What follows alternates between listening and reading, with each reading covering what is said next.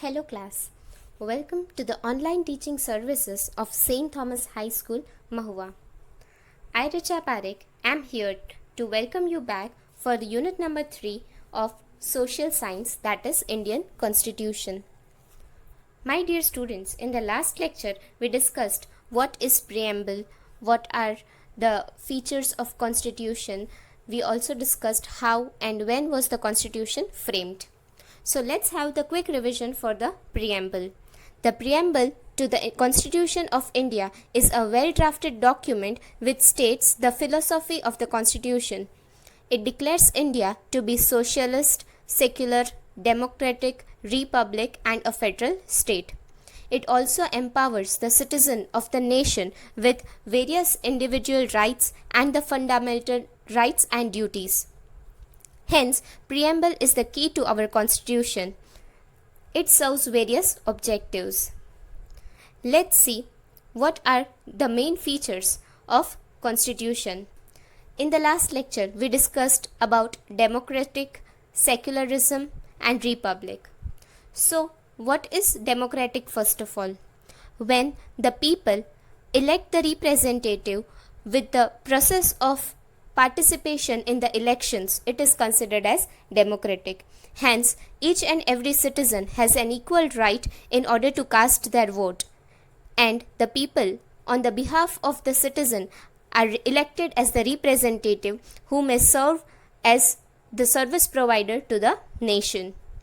The very next is a secular state. How can India be termed as a secular state? India gives special status to no religion. Hence, the citizens of India are allowed to follow whichever religion they want to. India, as the third, is considered as republic.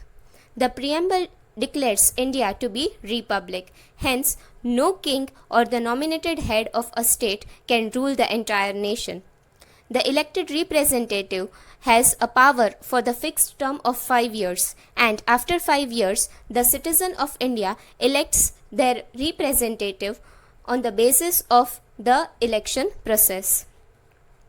My dear students, what are the main functions of government? Which functions? The first one is legislature. You might have heard about these terms: legislature, executive and judiciary. What is legislature? The chief function of legislature is to enact laws. Legislature is the basis for the functioning of other two organs, that is executive and judiciary. It also sometimes accord the first place among the three organs because until and unless the laws are enacted, there can be no implementation and application of the laws. Hence, legislature is considered to be the first step of the functions of and the organs of government. The next comes executive. What is executive? As the name suggests, the executive is the organ of the government which implements the laws which is enacted by legislature. That means once the legislature makes the law with the help of the civil service officers, such laws are executed by the organ of executive level. And the third one is judiciary. Judiciary is that branch of government that interprets the law, settles the disputes and administers justice to citizen. Once the laws are framed and implemented, judiciary is that level which provides the proper justice to the citizens of India. Judiciary is considered to be the watchdog of other two, democracy and also the guardian of constitution. The judiciary level comprises of Supreme Court, High Court, District Court and subordinate courts. My dear students, the very next part is federal state. What does federal state means?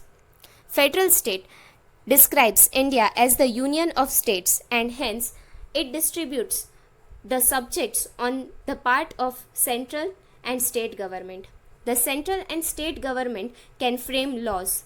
There are three such lists such as union list, state list and the concurrent list.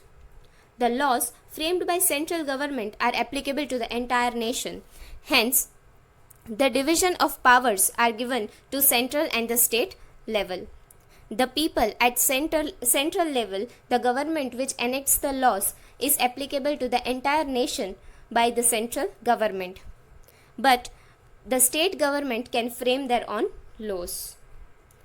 The very next important part is fundamental rights. Fundamental rights of the Indian citizen are provided by the Constitution of India that was adopted on 26th of November in the year of 1949, but it was put into use from 26th January of 1950.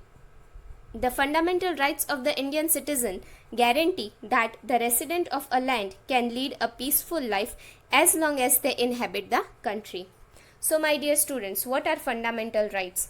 The rights which are given to the citizen of the nation so that they can lead a peaceful life as long as they are the resident of a particular country.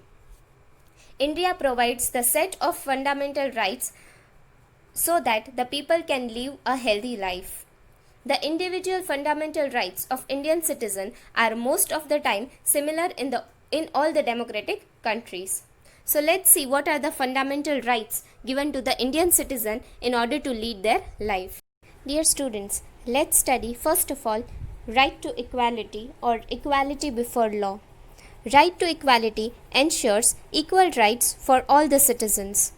The right to equality prohibits, that means it does not allow inequality on the basis of caste, religion, place of birth, race or gender. It ensures the equality of opportunities in the matter of public employment and prevents the state from discriminating against anyone in the matter of employment on the grounds of religion, caste, place of residence or any of them. The next one is freedom of religion. Right to freedom of religion guarantees religious freedom and ensures secular state in India. That means the Constitution says that the states should treat all the religions equally and impartially. It also guarantees all the people the freedom of religion and the right to preach, practice and propagate any religion of their choice. Freedom of association and peaceful assembly. This provides the people in order to get and start the association for the peacefulness of the society. The freedom of speech and expression. Each and every person has been given the right to express their views on the terms of association and freedom to practice any profession, freedom to reside in any part of the country. But however, these rights have their own restrictions. The next one comes the right to constitutional remedies.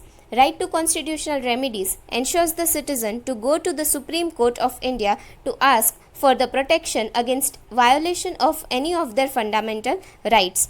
The Supreme Court has the jurisdiction to enforce the fundamental rights even against the private bodies in the case of violation and compensate the affected individuals.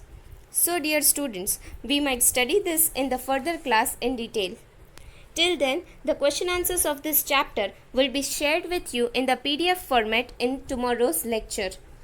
Till then, stay at your home and stay safe. Also try to find the short answers and MCQs from your textbook itself.